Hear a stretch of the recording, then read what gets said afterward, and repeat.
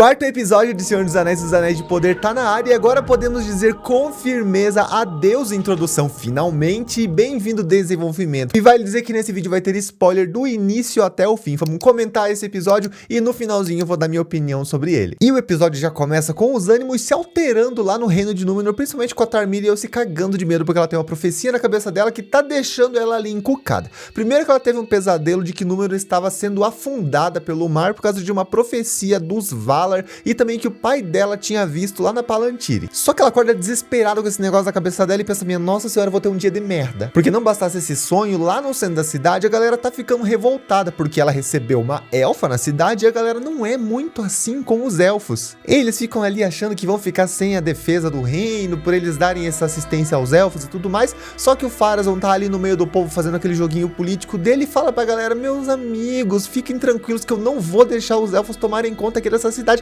Eles não vão tomar conta de nós. Inclusive nesse discurso aqui pra população, ele meio que menospreza a Galadriel como uma elfa e diz que ela não vai ser uma ameaça pra eles. Isso, claro, que diminui mais ainda os elfos perante os homens e aumenta aqui essa revolta do povo contra eles. E claro que ele é vangloriado pelo povo que já não gosta do povo élfico, e aqui eu digo pra vocês, guardem o nome Pharazôn, porque esse cara é um merdeiro, ele vai fazer merda, eu já falei nos outros vídeos. Enquanto isso, a Iarian, que é a filha do Elendil, ela tá ali no meio do povo, ela não compactua com aquela situação, porque querendo ou não, ela tem o mesmo pensamento que o pai dela, e ela fica pensando, gente, esse povo vai fazer merda. Nesse meio tempo, a Galadriel decidiu falar com a Tarmília, que é a rainha regente, que como eu já falei, acordou rígida, já tensa. Isso porque aqui a gente tem dois extremos, temos a Galadriel sabendo que tem cagada acontecendo lá na Terra-média, e temos Tarmília, que tem um pressentimento de que uma merda vai acontecer, mas ela não tá fazendo nada pra mudar isso. Galadriel então inicia a conversa defendendo o Halbrand, falando, amiga, ele quebrou tudo na tua cidade, mas ele tem um motivo, ele tem uns pontos.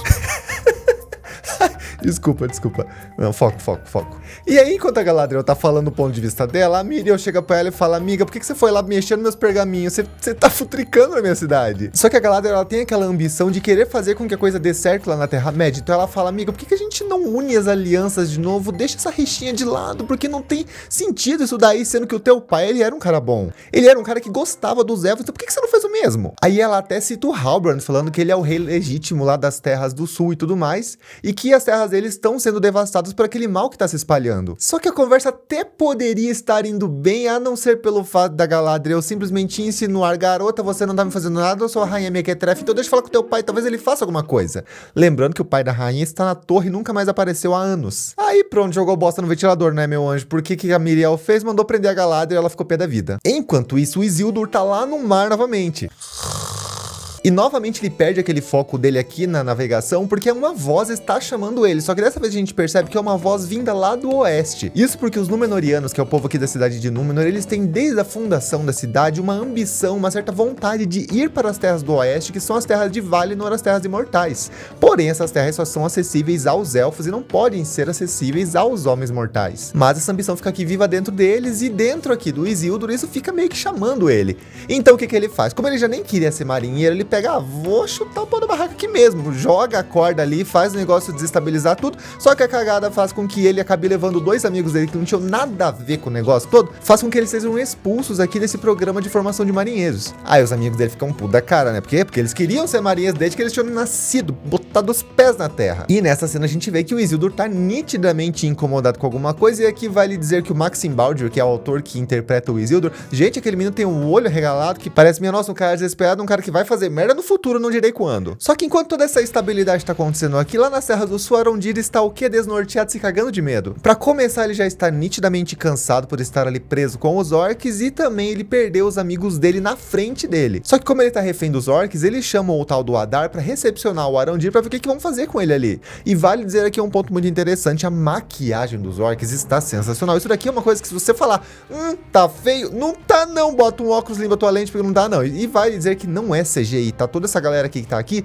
é maquiagem, pensa na trabalheira que a galera teve. Mas enfim, o Adar chega e a gente percebe aqui nesse ponto da história uma nítida reverência dos orcs para com o Adar. Tanto que o Adar chega ali para um orc que tá no chão, ele tá machucado, a gente percebe que ele tem uma certa compaixão em cima desse orc para fazer com que o orc morra, digamos assim, em paz, faça essa transição em paz. Aí ele chega lá para Arondir e fala, amigo, de onde você é? Quem é você? Me fala o seu nome, de onde está falando. Arondir fala, sou de Beleriand, e aqui a gente percebe que Beleriand é aquelas terras que existiam ainda na primeira era da Terra-média, quando Morgoth ainda estava atuando, né? Mas que depois da queda de Morgoth, essas terras foram praticamente afundadas. Então dá pra dizer que o Arondir deve ter pelo menos uns 2000 anos de idade, dando aqui a época, né, em que a série está se passando e o período lá da primeira era. Isso é uma curiosidade interessante até. Mas aí beleza, o Adar conversa com o Arondir, fala aqui sobre as ambições dele e tudo mais, e termina dizendo: Arondir, meu amigo, se você quer ir embora, você pode ir embora desde que você leve uma mensagem pro teu grupinho. Aquele grupinho lá dos homens, aqueles fedorentos. E aí o Arondir tava pronto pra tacar uma pedra no pescoço daquele cara, daquele elfo estranho ali, daí ele falou: opa, vou me aguardar porque minha amada Bronwyn está me esperando. E sobre esse personagem do Adar, também vale dizer uma coisa que é nítida que ele deixa aqui nessas cenas, é que ele é um cara ambicioso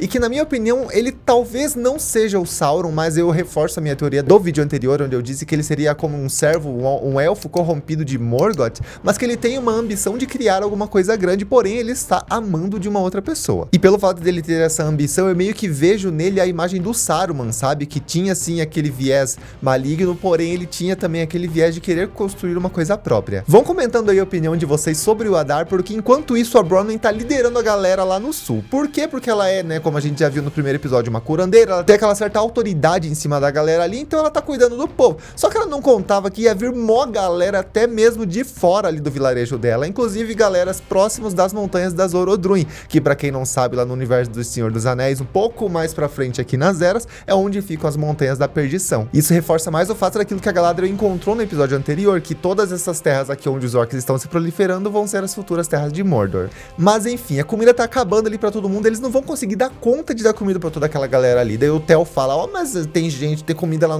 na vila que a gente morava, por que a gente não vai lá?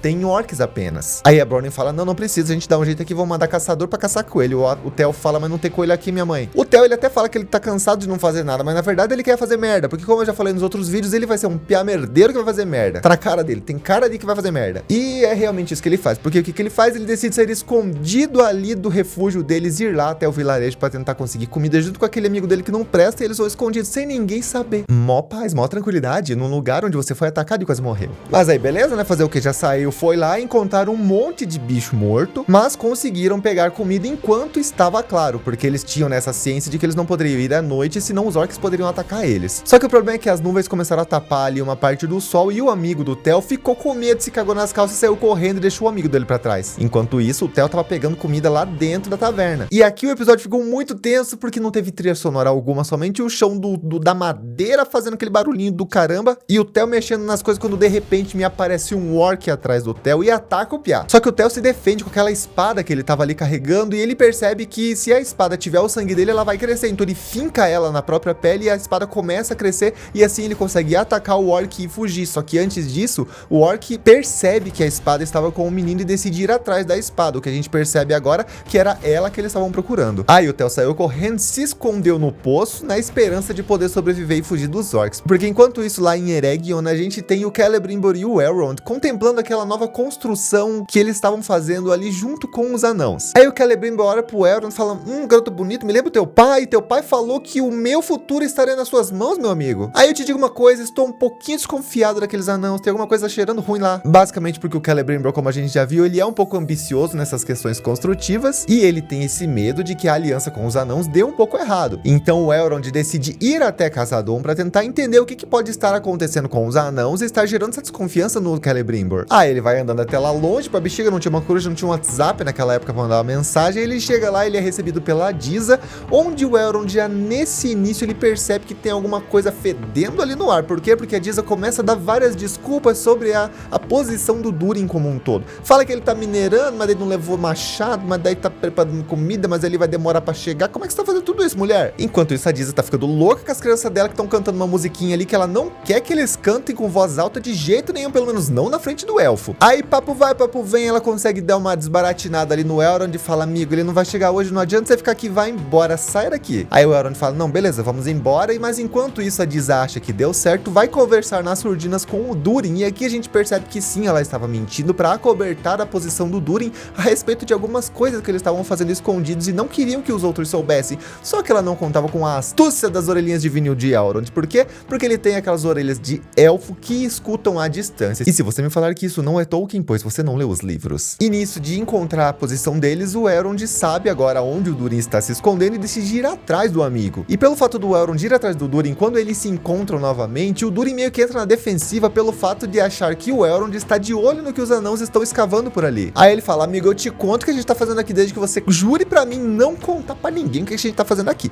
O Elrond, cara, em nome da amizade, jura, né, que não vai contar pra ninguém, e ele descobre que os anãos descobriram Mithril, que é praticamente o metal mais poderoso que tem, também mais leve. Só que o Durin já mostra nesse pequeno diálogo que ele tem uma ganância muito grande dentro dele, que claro, é uma característica dos anãos e que acaba sendo inflada com os anéis de poder que serão criados posteriormente. Tanto que ele recebeu aqui um alerta do pai do Durin, do próprio pai, de não cavar tanto, né, de ser um pouquinho moderado, justamente pelo fato de que é difícil minerar essa pedra. Mas aí, tendo o vínculo aqui restabelecido entre eles, o Durin mesmo assim sente um pouquinho de desconfiança do Elrond, que deixa aqui claro que ele só foi ali procurar pelo Durin por causa da amizade que eles tinham e que ele não queria que isso ficasse instável entre eles novamente. O que por sinal é muito bonitinho, porque como eu já falei, os anãos eles têm aquela carcaça bruta deles, mas eles têm um coração enorme e em nome da amizade deles, o Durin deu um pedacinho de Mithril para o Elrond para que ele pudesse guardar, só que eles não contavam que nesse ponto as cavernas iriam desmoronar e iriam prender os anãos que estavam lá dentro e todo mundo fica desesperado. Só que enquanto tudo está acontecendo aqui, lá em Númenor as coisas estão pegando fogo ainda. Para começar aqui, o Kemen, que é o filho do Pharazôn, e a Iarian, que é a filha do Elendil,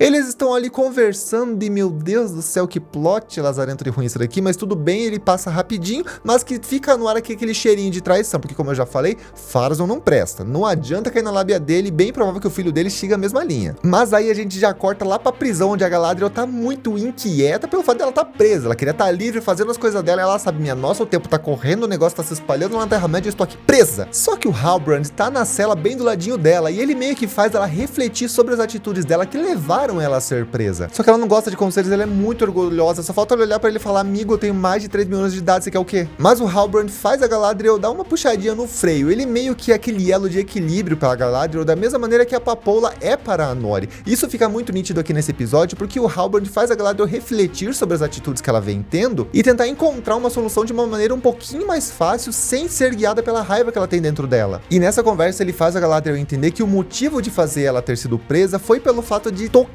na ferida que é a questão do rei que tá preso. Aí a Galadriel pensa: você tem um ponto, talvez eu deveria ir atrás desse rei. Eis que eles recebem a notícia logo na sequência de que a Galadriel vai sim ser solta, vai poder voltar à Terra-média com alguns guardas ali escoltando ela e tudo mais, naquela exata noite. Só que daí ela fica: minha nossa senhora, se eu for agora eu não vou conseguir falar com o rei, vou ficar com a pulga atrás dele, eu vou ficar com curiosidade. Então o que ela decide fazer? Dá um supapo em todos os guardas ali, enquanto o Pharazôn começa a sacar a espada e o Halbrand fala: amigo, eu não faria isso, se fosse você, vai dar ruim pra você, não faça isso, fica quietinho.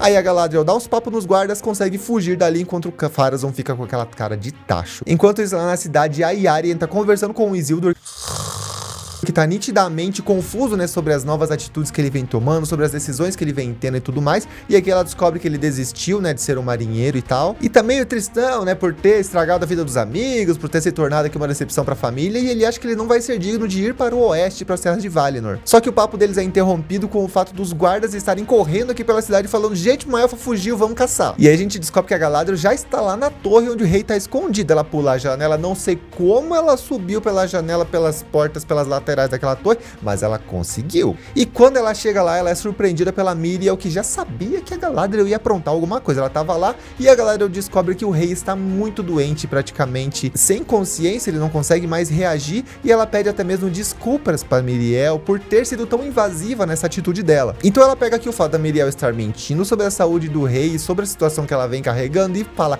amiga, para de mentir pra mim, vamos jogar com a verdade aqui. O que tá acontecendo? Porque afinal, o Tar Palantir, que é o pai da Miriel, ele era um cara leal às causas dos elfos, mas a Miriel não tá seguindo a linha do pai dela, e a Galadriel quer entender por quê. E aqui tem a explicação do porquê que a Miriel teve aquele sonho daquela destruição lá no começo do episódio. Basicamente, o pai dela vinha comentando que o povo aqui da Ilha de Númenor havia provocado a ira dos Valar e que eles deveriam se arrepender e retornar às antigas tradições essas que seriam as alianças dos homens com os elfos, que agora não existem mais. O problema é que a partir do ponto em que o Tar Palantir anunciou essa decisão para o povo começou a se rebelar e houve muitas perdas aqui na cidade. Então a Tarmiriel acabou assumindo o lugar do rei e ela começou a ter o papel de acalmar o povo com essas decisões praticamente baseadas no medo. Mas mesmo assim ela sabia o que viria a acontecer porque ela utilizou da Palantir que o pai dela apresentou para ela, para mostrar para ela o que aconteceria no futuro de Númenor. Ou seja, o que ela deve ter pensado, já que vai dar merda, eu vou tentar manter a paz mesmo sabendo que vai dar merda. O que na minha opinião não faz muito sentido, ela devia ter agido um pouco. Mas aí ela fala, Galadriel, você acha que eu tô mentindo? Vem aqui que eu vou te mostrar. Ela leva a Galadriel para a Palantir e na hora que a Galadriel encosta naquela esfera, ela vê o futuro de Númenor com aquela onda gigantesca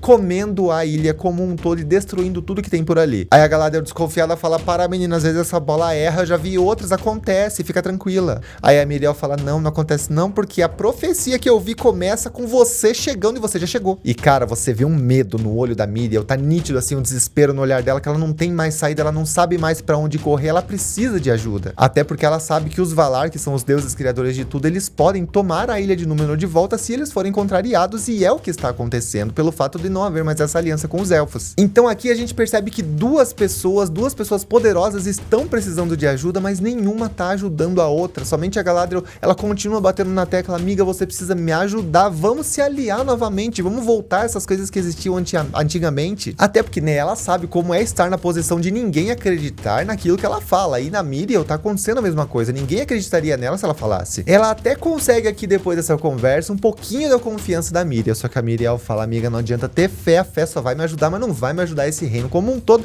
E a Galadriel fica, puta que merda, deu ruim. E enquanto essa tensão aqui, esse desenvolvimento vai se estabelecendo aqui na cidade de Númenor, lá nas Serras do Sul, a galera está ficando completamente sem comida e o povo está entrando em colapso. Só que acontece um tumulto ali do nada na Torre da Vigia, porque o Rohan, que é aquele amigo do Tel, chega com a comida ali e tudo mais, a galera cai em cima catando tudo, aí a Bronwyn chega, cadê meu filho? Onde é que você levou ele? Aí o Rohan dá uma mentidinha, falou, não, o Tel falou que havia atrás de mim.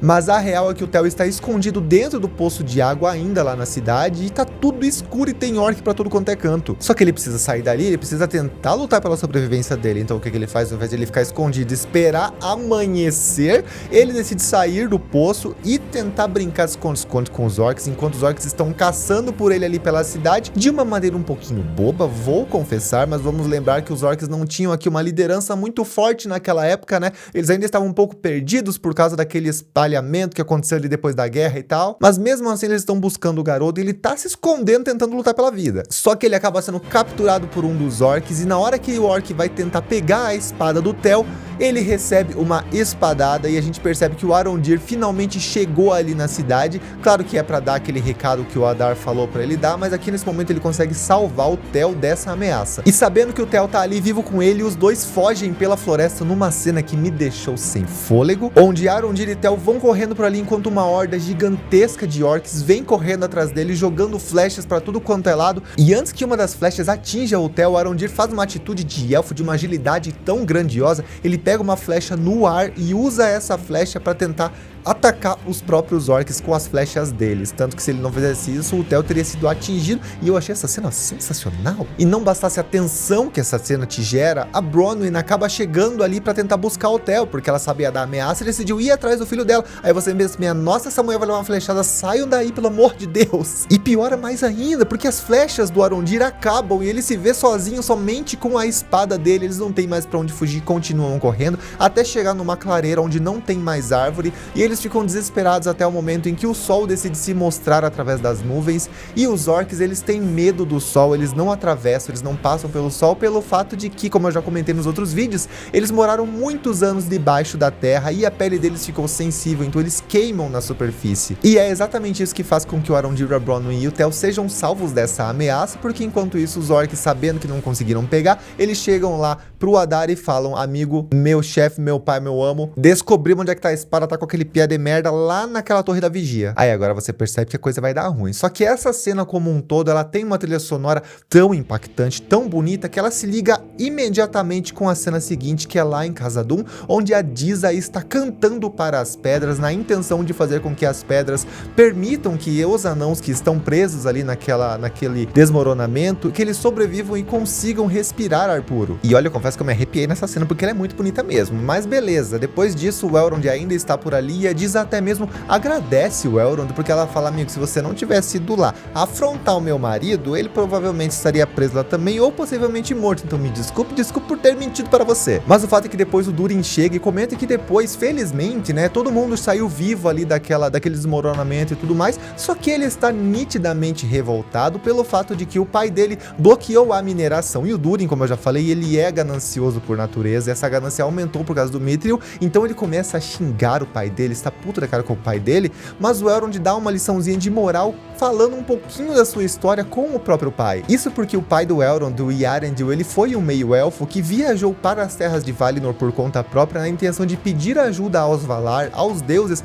para que eles ajudassem nas guerras que estavam acabando ali com a Terra-média, e foi, claro, isso que fez com que acontecesse a Guerra da Ira e finalizasse a primeira Era da Terra-média com a derrota do Morgoth. Na consequência disso, Eärendil acabou virando uma estrela, uma das estrelas mais brilhantes que tem no céu e que acaba guiando para as terras de Valinor. Então ele usa esses exemplos para que o Durin não espere acontecer uma tragédia dessa para poder conversar com o pai. Ele fala para ele aproveitar o momento e valorizar o pai que tem enquanto ele ainda tem tempo, e o Durin fica pensativo sobre essas situações e decide conversar com o pai dele. Inclusive, numa cena bem bonita, ele chega para lá e pede perdão, e o pai dele abraça ele e fala, filho, você não precisa pedir perdão, mas também não espere eu morrer para que você possa conversar comigo através das minhas memórias. É uma cena bem legal, confesso, me emocionei, confesso também, mas ainda fica aquele pingo de desconfiança no ar, porque o Durin III, que é o pai do Durin IV, ele ainda está desconfiado que existam aqui algumas situações que eles não estão sabendo o que é a respeito dos elfos e dessa aliança que está acontecendo entre eles.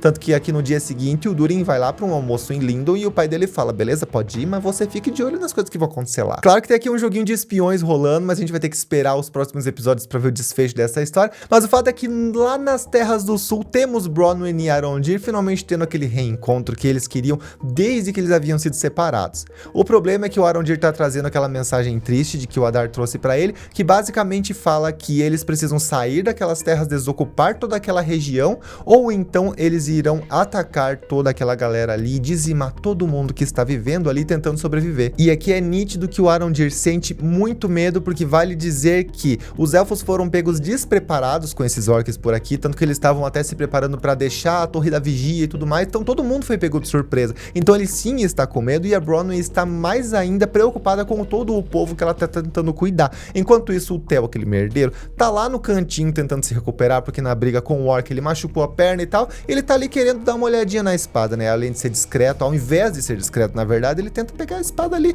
pra todo mundo olhar, só que ele não contava que o dono do celeiro ia estar ali perto, e o dono do celeiro era o dono da espada. Só que o cara, ele era um fiel seguidor do Morgoth, sabia o que aquela espada significava e o poder que ela tinha, tanto que ele tem até mesmo marcas no braço, porque provavelmente ele já usou aquela espada outras vezes. Ele começa a pregar uma mensagem do Sauron para o Theo e fala que a hora do Sauron está chegando, e isso foi anunciado com aquele meteoro que chegou na atmosfera. E a gente percebe, claro, que todos os episódios até esse ponto eles estão meio que tentando fazer a gente entender ou então decifrar quem é o Sauron, e essa frase também faz a gente pensar que o estranho que tá lá com os hobbits pode ser também o Sauron que veio no meteoro, mas eu acredito que aquele meteoro, o estranho em si, ele é somente um indício, né, uma profecia, digamos assim, de que a era do Sauron tá chegando, como ele disse agora. O que vocês acham disso? Na verdade, quero saber a opinião de vocês sobre o meteoro, sobre essa questão do Sauron e tal, porque enquanto isso lá em Númenor, a Galadriel está se preparando para sair de mãos abanando, e a partir do momento em que ela sai no barquinho e todo mundo fica olhando para ela, o Pharazôn chega ali no ouvidinho da Míriel e fala, mulher, você teve a decisão certa, o povo vai se orgulhar de você. Só que eles não contavam que nesse ponto a árvore Nimloth, que tá lá nos pátios do salão, ela começou a se despetalar inteira e todas as pétalas foram se espalhando pela cidade,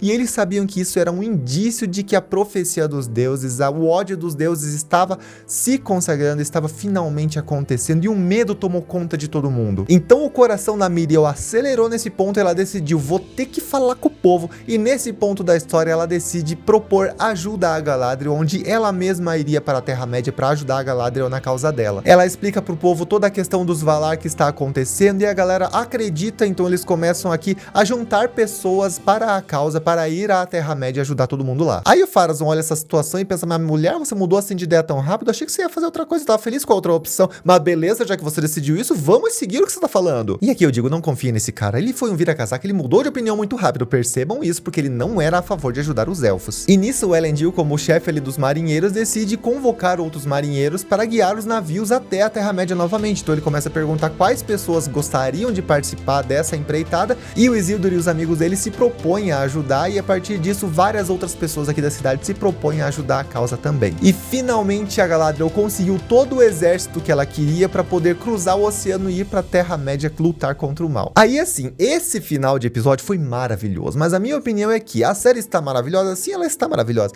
mas é nítido que tem um certo probleminha de ritmo, né? Esse episódio ele foi com bastante diálogo, bastante construção e bastante desenvolvimento. A gente pulou aquela etapa de introdução finalmente, né, que estavam nos 3 primeiros episódios. Agora a gente vê a história andando como um todo. Porém, a gente percebe que foi um episódio um pouquinho mais linear, né? Não teve aqui tantos pontos de clímax e tudo mais, mas vale citar que a série, né, todos os 8 episódios aqui dessa série, eles foram construídos para ter aqui uma concepção de filme, digamos assim. Porque o filme a gente tem a introdução, desenvolvimento, a conclusão, e a série tá seguindo por esse ritmo. Então eu acredito que o clímax da história fique lá pros 2 últimos episódios, e nesses próximos 2 aqui, provavelmente a gente tenha um pouquinho mais de desenvolvimento. Eu só espero que o final não seja tão corrido pelo fato deles estarem desenvolvendo demais, mas eu não reclamo disso, porque eu gosto que as coisas sejam bem desenvolvidas. Só espero que o final da série seja bem plausível com tudo que está sendo apresentado. Qual que é a opinião de vocês sobre a série até agora? Comentem aí embaixo que eu quero muito saber, e a gente vai conversando aí nos comentários. Não esquece do like se você curtiu o vídeo, já se inscreve no canal e ativa o sininho, e